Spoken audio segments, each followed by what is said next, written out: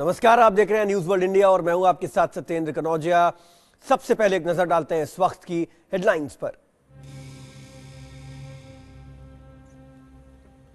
दिल्ली के शकूर बस्ती में रेलवे के अतिक्रमण हटाओ अभियान के दौरान कथित तौर पर एक बच्चे की मौत। केजरीवाल ने कार्रवाई को बताया अमानवीय।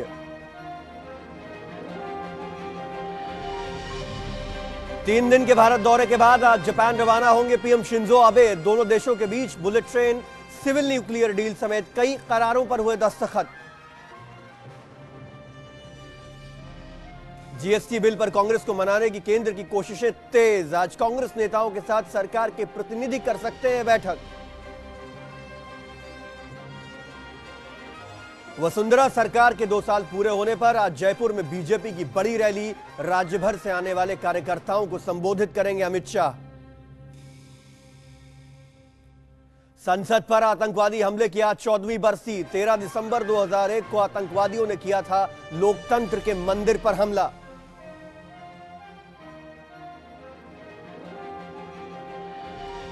और पेरिस में 196 देशों के क्लाइमेट चेंज पर ऐतिहासिक समझौता। ग्लोबल वार्मिंग को 2 डिग्री सेल्सियस घटाने का है लक्ष्य।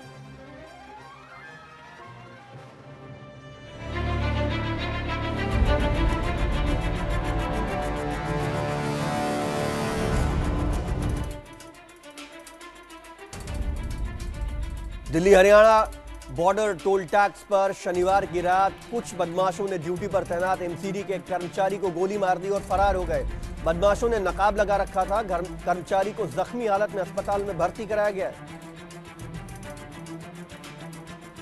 दिल्ली के शकूर बस्ती में रेलवे के अतिक्रमण हटाओ अभियान पर विवाद हो गया है। अभियान के दौरान कथित तौर पर एक बच्चे की मौत के बाद मुख्यमंत्री अरविंद केजरीवाल ने घटनास्थल का दौरा किया। उनके साथ दिल्ली के स्वास्थ्य मंत्री सत्येंद्र जैन भी मौजूद थे। हैदराबाद के शपूर नगर में एक अज्ञात शख्स ने ऑटो समेत ड्राइवर को जलाकर मारने की कोशिश की। अज्ञात शख्स ने ऑटो और ऑटो ड्राइवर पर पेट्रोल डालकर आग लगा दी और फरार हो गया। पूरी घटना सीसीटीवी में कैद हो गई। ड्राइवर को जली हालत में अस्पताल में भर्ती कराया गया है, जहां उसकी हालत गंभीर बनी हुई है।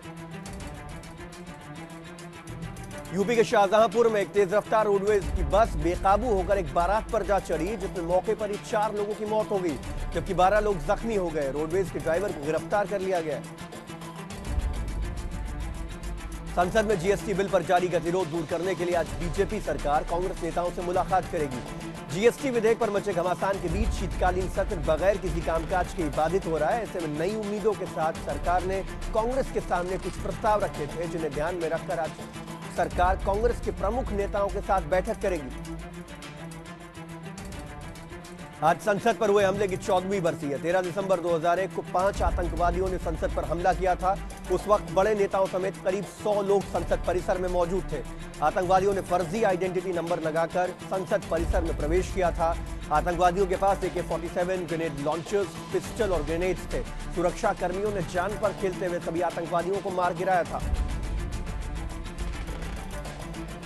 पेरिस में जलवायु शिखर सम्मेलन में धरती पर बढ़ते तापमान पर रोक लगाने के लिए ऐतिहासिक समझौते को करीब 196 देशों का समर्थन मिला है। इस एग्रीमेंट में पर्यावरण की हिफाजत बड़े देशों को सौंपी गई है। समझौते के तहत अगले 10 सालों में ऊर्जा के पारंपरिक स्रोतों पर निर्भरता खत्म करने का लक्ष्य रखा गया है।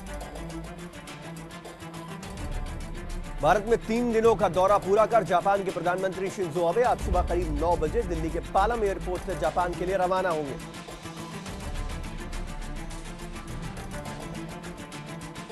बीजेपी अध्यक्ष अमित शाह ने महाराष्ट्र के परली में कहा कि बीजेपी की केंद्र सरकार और राज्य सरकार कृषि का उचित विकास सुनिश्चित करने के लिए हर किसान को साल 2019 तक सॉइल हेल्थ कार्ड मुहैया कराएगी। अमित शाह परली में पार्टी के दिवंगत नेता और पूर्व केंद्रीय मंत्री गोपीनाथ मुंडे मेमोरियल का उद्घाटन करने पहुंचे थे।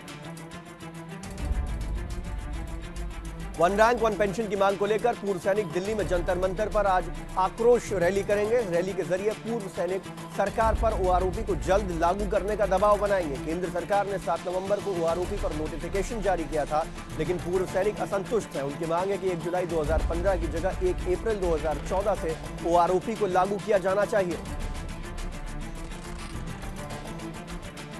दिल्ली में गाड़ियों के चलते चलने पर इवन और ऑड नंबर प्लेट की गाड़ियों को लेकर कई लोगों में भ्रम की स्थिति नजर आ रही है। ऐसे में कारपूलिंग लोगों में एक बार फिर पॉपुलर होती नजर आ रही है। आरोही ऐप पर नए नियम के बाद ग्राहकों की संख्या 10 गुना तक बढ़ गई है। राजस्थान की वसुंधरा राजे सरकार आज अपना दूसरा सालगिरह मनाने जा रही है। राजस्थान में मुख्यमंत्री वसुंधरा राजे की बीजेपी सरकार ने आज 2 साल पूरे कर लिए हैं। इस मौके पर बीजेपी अध्यक्ष अमित शाह एक बड़ी रैली को संबोधित करने वाले हैं। राज्य सरकार की दूसरी सालगिरह के मौके पर कुछ केंद्रीय मंत्री भी कार्यक्रम में शिरकत करेंगे। इस कार्यक्रम में 3 लाख से ज्यादा पार्टी कार्यकर्ताओं के पहुंचने की उम्मीद है। राजस्थान सरकार आज कैशलेस ट्रीटमेंट स्कीम लॉन्च करेगी। मुख्यमंत्री वसुंधरा राजे 1 करोड़ 10 लाख परिवारों के लिए भामाशाह स्वास्थ्य बीमा योजना का शुभारंभ करने वाली है। साधारण बीमारी के लिए योजना के तहत 30,000 रुपए कैशलेस सुविधा दी जाएगी, जबकि गंभीर बीमारी के लिए ये रकम 3 लाख रुपए तक होगी। सरकार इंश्योरेंस कंपनी को प्रति परिवार के लिए 370 रुपए प्रीमियम राशि अदा करेगी। आज गोवा में रक्षा मंत्री मनोहर पर्रिकर का जन्मदिन समारोह मनाया जाएगा। उधर नेशनलिस्ट कांग्रेस पार्टी ने पर्रिकर के जन्मदिन पर कार्यक्रम में खर्च होने वाली राशि के स्रोतों की जांच की मांग की है। हालांकि बीजेपी का कहना है कि बर्थडे कार्यक्रम बेहद सादा होगा। पार्टी का कहना है गोवा के लोग अपने पूर्व मुख्यमंत्री के प्रति प्यार दिखाने के लिए पर्रिकर के जन्मदिन का जश्न मना रहे हैं। असम दौरे पर कांग्रेस उपाध्यक्ष श्री राहुल गांधी ने गुवाहाटी में चुनावी बिगुल फूंक दिया है। राहुल गांधी ने मुख्यमंत्री तरुण गोगोई को फिर से अगले विधानसभा चुनाव के लिए मुख्यमंत्री पद का उम्मीदवार घोषित किया है। राहुल ने पार्टी के प्रचार अभियान की शुरुआत करते हुए बीजेपी पर नफरत और अशांति फैलाने का आरोप लगाया।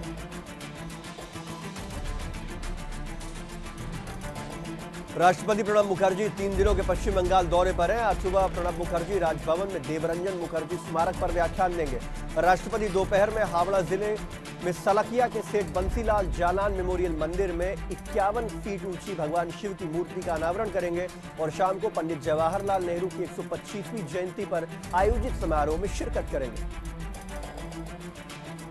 पंजाब की सीमा से सटे फतेहाबाद में नशे के फैलते कारोबार की खबर न्यूज वर्ल्ड इंडिया पर दिखाए जाने का असर हुआ है। खबर दिखाने के बाद पुलिस और प्रशासन हरकत में आ गया है। फतेहाबाद में पुलिस प्रशासन ने नशा मुक्ति कैंप लगाकर लोगों की नशे की लत छुड़ाने की पहल की है। राजस्थान के टोंक जिले में विरोधी मार्च के दौरान कुछ लोगों ने पाकिस्तान और आईएसआईएस के समर्थन में नारे लगाए। हिंदू महासभा के एक नेता की इस्लाम पर आपत्तिजनक टिप्पणी के खिलाफ यह मार्च निकाला गया था। मध्य प्रदेश में गीता और रामायण को स्कूली पाठ्यक्रम में शामिल किया जा सकता है। बच्चों की नैतिक शिक्षा के लिए सरकार कर रही है धर्म ग्रंथों को पाठ्यक्रम में शामिल करने पर विचार। हिमाचल प्रदेश में लैंडस्लाइड के दौरान 3 मजदूर एक इमारत में जिंदा दफन हो गए। तीनों मजदूर बिहार के रहने वाले हैं। हादसा शिमला से 10 किलोमीटर दूर महेली में हुआ। बचाव दल ने तीनों मजदूरों को बाहर निकाला, लेकिन तीनों की तब तक मौत हो चुकी थी। पहाड़ों पर बर्फबारी की वजह से तापमान में गिरावट दर्ज की गई है। पहाड़ी राज्यों हिमाचल और जम्मू कश्मीर के कई इलाकों में तापमान 0 से नीचे पहुंच गया है। मौसम विभाग ने अगले कुछ दिनों में ठंड और बढ़ने की बात कही है। दूसरी तरफ दिल्ली के तापमान में भी गिरावट दर्ज की गई है। बावजूद इसके कोहरे के बीच लोग सैर पर निकले। उपराष्ट्रपति हामिद अंसारी ने अशवाबाद में कहा कि भारत मध्य एशियाई देश की तरक्की में हमेशा तुर्कमेनिस्तान की मदद करता रहेगा। उन्होंने कहा तुर्कमेनिस्तान, अफगानिस्तान, पाकिस्तान, भारत यानी तापी परियोजना से आर्थिक समृद्धि के नए रास्ते खुलेंगे। तापी गैस पाइपलाइन परियोजना का आज शिलान्यास होना है, जिसमें भाग लेने के लिए उपराष्ट्रपति हामिद अंसारी तुर्कमेनिस्तान के दौरे पर। अमेरिका में राष्ट्रपति पद के उम्मीदवार डोनाल्ड ट्रंप की ट्विटर पर सऊदी अरब के प्रिंस से तकरार हुई। राजकुमार अल वालिद बिन तलाल ने ट्रंप के दिए बयान पर तीखा प्रहार किया है। दुनिया के सबसे अमीर शख्स माने जाने वाला अरबपति प्रिंस ने ट्वीट कर डोनाल्ड ट्रंप को अमेरिकियों के लिए कलंक बताया है। ट्रंप ने अमेरिका में मुसलमानों के घुसने पर प्रतिबंध लगाने की बात कही थी। क्रिकेटर रोहित शर्मा आज विवाह के बंधन में बंधने जा रहे हैं। रोहित अपनी मंगेतर रितिका सजदे के साथ 7 फेरे लेंगे। रोहित की शादी बांद्रा के 5 सितारा होटल में होगी। 28 बरस की रितिका मुंबई में स्पोर्ट्स इवेंट मैनेजर है और रोहित को पिछले 6 सालों से जानती हैं। इस शादी में सचिन तेंदुलकर समेत मौजूदा और पूर्व नामी गिरामी क्रिकेटर्स को न्योता दिया गया है।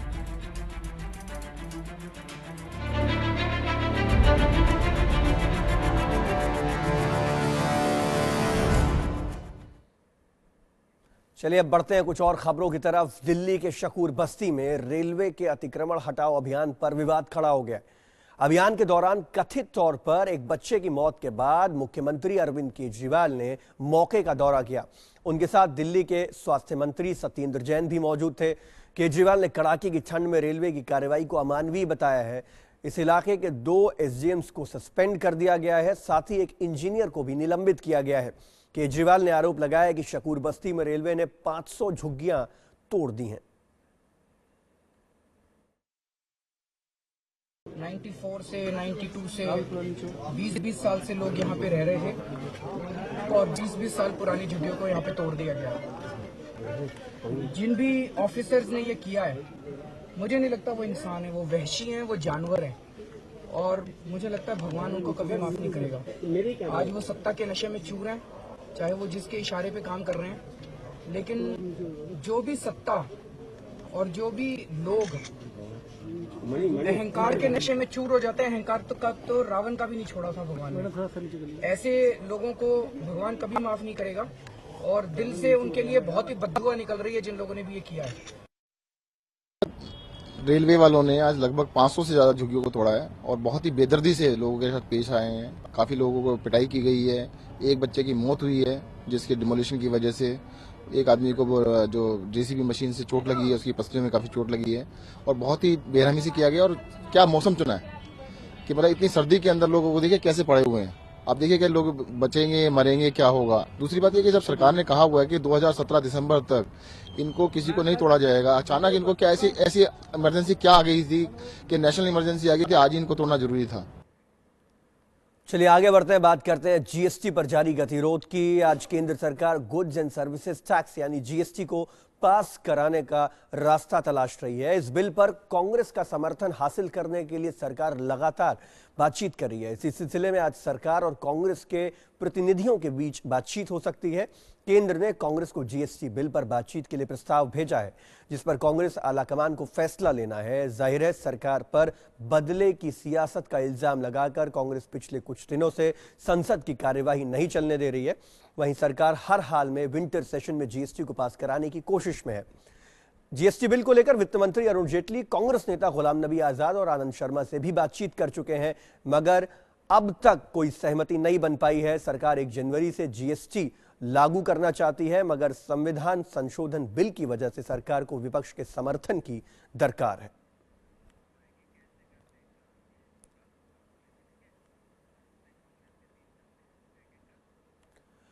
और आइए अब हम आपको ये ग्राफिक्स के जरिए समझाने की कोशिश करते हैं कि जीएसटी किस तरह काम करेगा अमल में आने के बाद।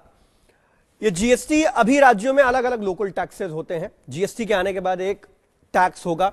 जीएसटी लागू होने पर अलग अलग राज्यों में सामानों की कीमतों में फर्क जो है वो खत्म हो जाएगा।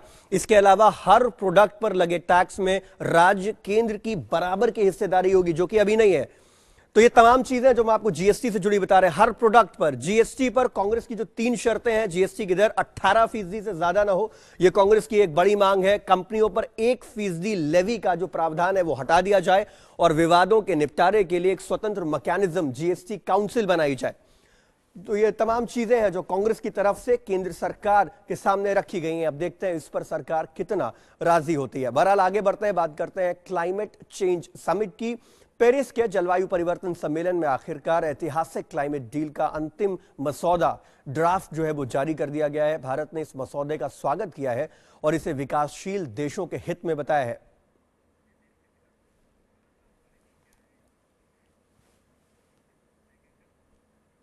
चलिए क्लाइमेट चेंज पर जो ऐतिहासिक समझौता हुआ है, अग्रीमेंट हुआ है, उसमें क्या बातें हैं, किन पॉइंट्स पर राजी हुए हैं ये 196 देश, ये आपको हम ग्राफिक्स के जरिए बताने की कोशिश करते हैं। 196 देशों में जलवायु परिवर्तन के लिए सहमति बन गई है। एक हिस्टोरिकल एग्रीमेंट बताया जा रहा है। 22 अप्रैल 2016 से सभी देश औपचारिक तौर पर इस समझौते पर दस्तखत कर देंगे। इसके अलावा जो कार्बन एमिशन है उसमें जल्द से जल्द कमी लाने पर सभी देश अक्रॉस द लाइन सहमत हो गए हैं। ग्लोबल वार्मिंग को 2 डिग्री सेल्सियस घटाने का टारगेट तय हुआ है। इस डील के दौरान पर्यावरण की रक्षा के लिए विकासशील देशों को मदद देंगे विकसित देश। हर साल विकासशील देशों को $100 अरब $100 बिलियन देंगे और 2020 यानी 2020 से विकासशील देशों को यह आर्थिक मदद मिलना शुरू हो जाएगी। ये वो पॉइंट्स हैं जो इस हिस्टोरिकल एग्रीमेंट में सामने आए हैं। हर 5 साल में जो क्लाइमेट प्रोग्रेस है उसका रिव्यू किया जाएगा, समीक्षा की जाएगी। सभी देश बैठेंगे और ये देखेंगे कि कितनी प्रगति हुई है इस पूरे मामले में। ये वो ब्रॉड पॉइंट्स हैं, ये वो बड़े पॉइंट्स हैं जो हम आपको बता रहे हैं इस क्लाइमेट चेंज समिट में, जिन पर सहमति हुई है। प्रधानमंत्री नरेंद्र मोदी और जापान के प्रधानमंत्री शिंजो आबे का जो दौरा है, अब उसकी बात करते हैं। शिंजो आबे शनिवार को प्रधानमंत्री मोदी के साथ बनारस पहुंचे और वहां गंगा की महाआरती में शामिल हुए। प्रधानमंत्री मोदी का संसदीय क्षेत्र है बनारस और दोनों देशों के प्रधानमंत्रियों के वाराणसी पहुंचने पर उनका जोरदार स्वागत हुआ। वाराणसी और जापान का शहर क्योटो पार्टनर सिटीज हैं। ऐसे में शिंजो आबे की वाराणसी यात्रा को बेहद महत्वपूर्ण माना जा रहा है। शिखर वार्ता में बड़े समझौतों के बाद प्रधानमंत्री श्री नरेंद्र मोदी और प्रधानमंत्री शिंजो आबे वाराणसी के लिए निकल पड़े। पूरे वाराणसी शहर ने शिंजो आबे के स्वागत में पलक पावड़े बिछा रखे थे। दोनों प्रधानमंत्री करीब 4:30 बजे वाराणसी के बाबतपुर एयरपोर्ट पहुंचे तो उनकी अगवानी में राज्यपाल और मुख्यमंत्री तो मौजूद थे ही। वाराणसी में मेहमान शिंजो आबे का जोरदार स्वागत हुआ। एयरपोर्ट पर ही जापानी प्रधानमंत्री के सम्मान में एक छोटा सा सांस्कृतिक कार्यक्रम रख दिया गया।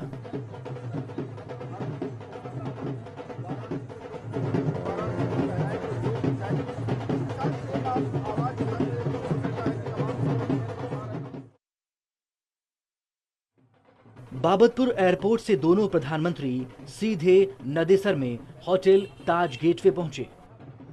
होटल में थोड़ी देर बिताने के बाद दोनों प्रधानमंत्री सीधे दशाश्वमेध घाट के लिए निकल पड़े।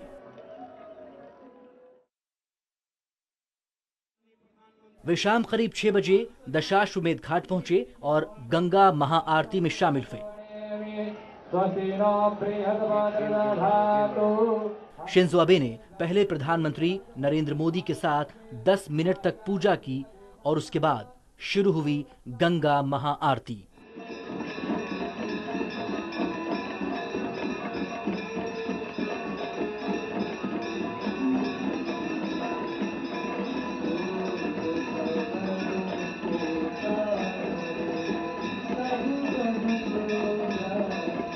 लगभग 45 मिनट तक चली इस महाआरती के दौरान दशाश्वमेध घाट पर मिनी इंडिया की झलक दिखाई दे रही थी। करीब 25,000 लोग इस आरती में शामिल हुए। वहीं जापानी प्रधानमंत्री ने भी पूरे ध्यान के साथ रीति रिवाजों को निभाया। आरती के बाद जापानी प्रधानमंत्री का खूब आदर सत्कार हुआ।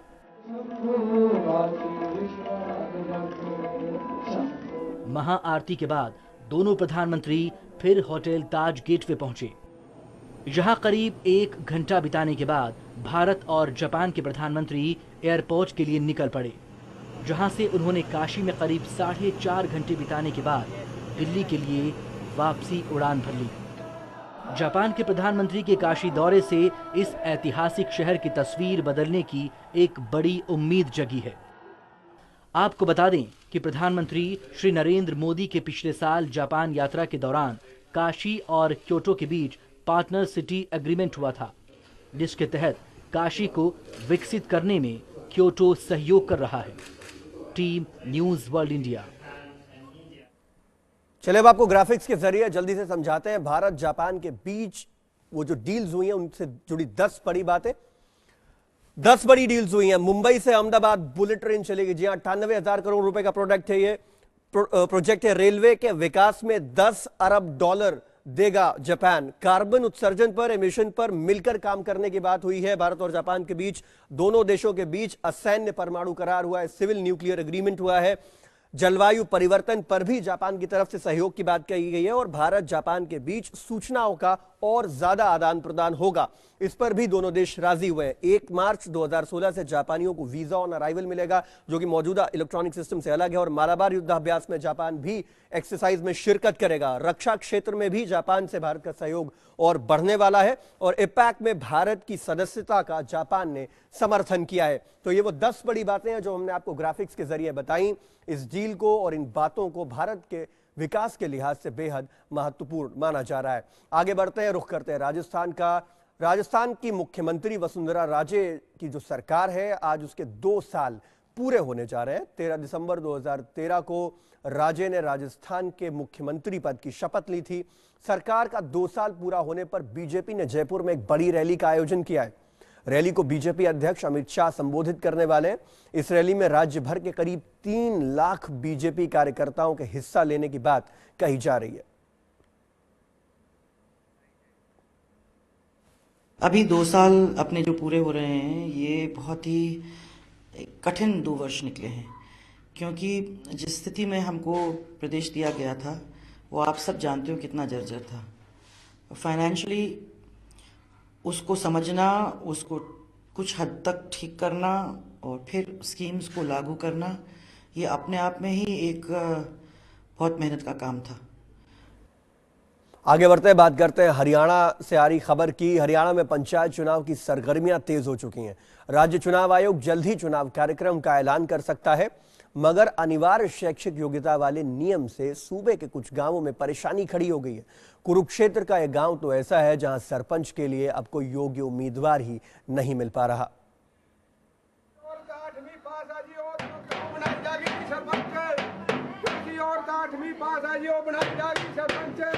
हरियाणा के कुरुक्षेत्र जिले का गढ़ी सिंघा गांव, जहां मुनादी करके सरपंच के लिए योग्य उम्मीदवार की तलाश की जा रही है।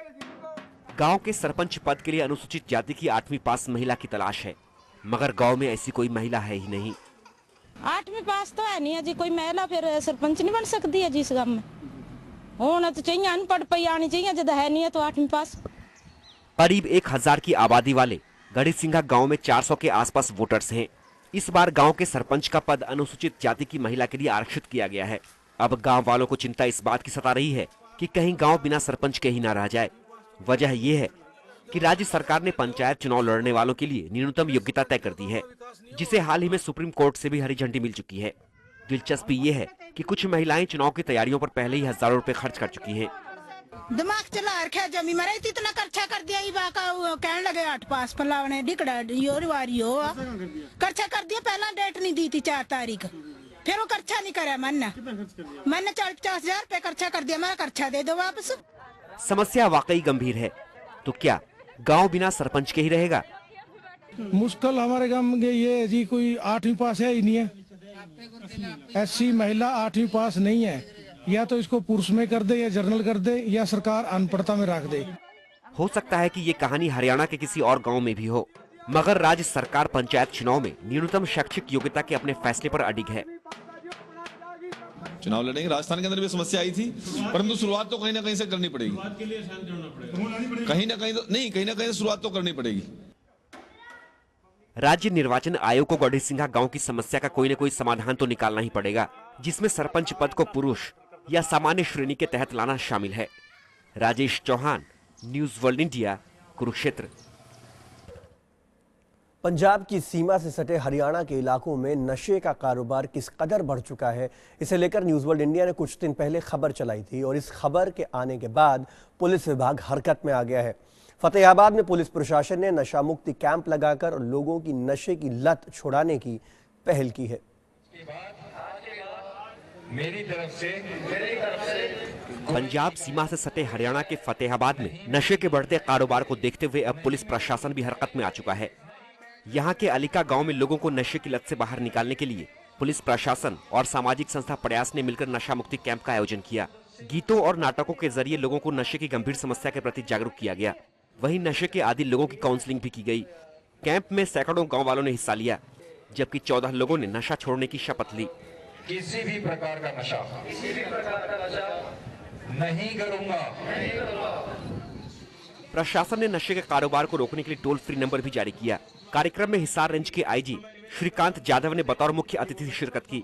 खास बात यह है कि 15 साल पहले जाधव ने फतेहाबाद में ही सामाजिक संस्था प्रयास की नींव रखी थी। उस समय जाधव फतेहाबाद के एसपी थे। उस समय भी हमने देखा था कि राजस्थान पंजाब के जो रूट्स थे वो पूरी तरह से हमने आइडेंटिफाई करके ख़त्म किए थे और किसी स्मगलर की हिम्मत नहीं होती थी फतेहाबाद की तरफ रुख करने की। और मुझे पूरी आशा है और विश्वास है कि हमारी फतेहाबाद पुलिस भी उसी तरह का काम करके दिखाएगी। फतेहाबाद समेत पंजाब सीमा से लगने वाले हरियाणा के इलाकों में नशे का अवैध कारोबार काफी तेजी से फल फूल रहा है। कुछ दिन पहले इसी मुद्दे को लेकर पिछले महीने फतेहाबाद में ही राज्य के स्वास्थ्य मंत्री अनिल विज और आईपीएस अधिकारी संगीता कालिया में नोकझोंक भी हुई थी। अब पुलिस प्रशासन की पहल से लोगों में नशा मुक्त समाज की उम्मीद बंधी है। Team news world India. और अब बात मौसम की बेरुखी की। पहाड़ों पर हो रही बर्फबारी का असर दिल्ली एनसीआर में भी दिखाई दे रहा है। आज मौसम का सबसे ठंडा दिन है। सुबह दिल्ली का तापमान 7.6 डिग्री सेल्सियस रिकॉर्ड किया गया है। हालांकि कुछ दिन से ठंड का एहसास तो हो रहा था, लेकिन आज सुबह से ठंड काफी बढ़ गई। गौरतलब है कि जम्मू कश्मीर के साथ हिमाचल प्रदेश और उत्तराखंड में कई दिनों से बर्फबारी हो रही है, जिसका असर दिल्ली एनसीआर में भी देखने को मिल रहा है। लग रही है हवा भी हमको, तो चलने में जैसे गर्मी आ रही है ना कि मतलब कैप वैप उतार दें, मगर नहीं, हवा से अच्छा लग रहा है, बहुत अच्छा लग रहा है। शैलेश उपाध्याय। आज काफी सर्दी है। कल भी ठंड बहुत लग रही थी और आज अभी सुबह की बहुत ज्यादा ठंड है। एकदम आदमी सारी जगह पे, इंदिरापुरम से हम आ रहे हैं रात्रि में विवाह करा के वहाँ से, और यहाँ तक रास्ते में जगह जगह पे लोग चुचड़े पड़े हैं। एकदम बहुत ज्यादा आग का सहारा लोगों को लेना पड़ रहा है। ज्यादा ठंड लग रही है। सुबह जब निकला था तो बिल्कुल फ्रीज हो रहा था, बट स्टिल ये है कि साइकिलिंग करनी है तो इट्स लाइक नाइस। ठंड लग रहा है आपको? यस, ज्यादा। आज बहुत ज्यादा ठंड है। ठंड है, कल की अपेक्षा ठंड काफी है आज। और आप जिस जगह खड़े हैं वो तो is a prime place in Delhi, तो यहाँ ठंड भी है काफी। और अब बात उत्तराखंड की, जहां मौसम सर्द हो गया है। सूबे में कई जगह बारिश हो रही है। साथ ही मैदानी इलाकों में जहां धुंध है, वहीं ऊंचाई वाले इलाकों में बर्फबारी ने मौसम को बेहद खुशनुमा बना दिया है। बर्फबारी और बारिश के चलते नैनीताल, पौड़ी, उत्तरकाशी, अल्मोड़ा, चमोली जिलों का तापमान 5 डिग्री तक पहुंच गया है, जबकि मैदानी इलाकों के तापमान में भी काफी गिरावट दर्ज की गई है। मौसम विभाग के पूर्वानुमान के मुताबिक ही बारिश और बर्फबारी ने सूबे को अपनी जद में ले लिया है। चारों धाम गंगोत्री, यमुनोत्री, केदारनाथ और बद्रीनाथ के साथ साथ पिथौरागढ़, अल्मोड़ा और बागेश्वर के ऊंचाई वाले इलाकों ने बर्फबारी के चलते सफेद चादर ओढ़ ली है। पर गाड़ी और रोड होनी चाहिए ना। और कश्मीर लिए चलते हैं अब आपको, जहां कश्मीर का ताज कहलाए जाने वाले गुलमर्ग में बर्फबारी से घाटी सफेद चादर में ढक गई है। बर्फबारी का लुत्फ उठाने के लिए पर्यटक दूर दूर से आ रहे हैं। गुलमर्ग का जायजा लिया न्यूज़ वर्ल्ड इंडिया संवाददाता फयाज बुखारी ने। हम इस वक्त गुलमर्ग में हैं। यहाँ पिछले 2 दिनों में काफ़ी बर्फबारी हुई।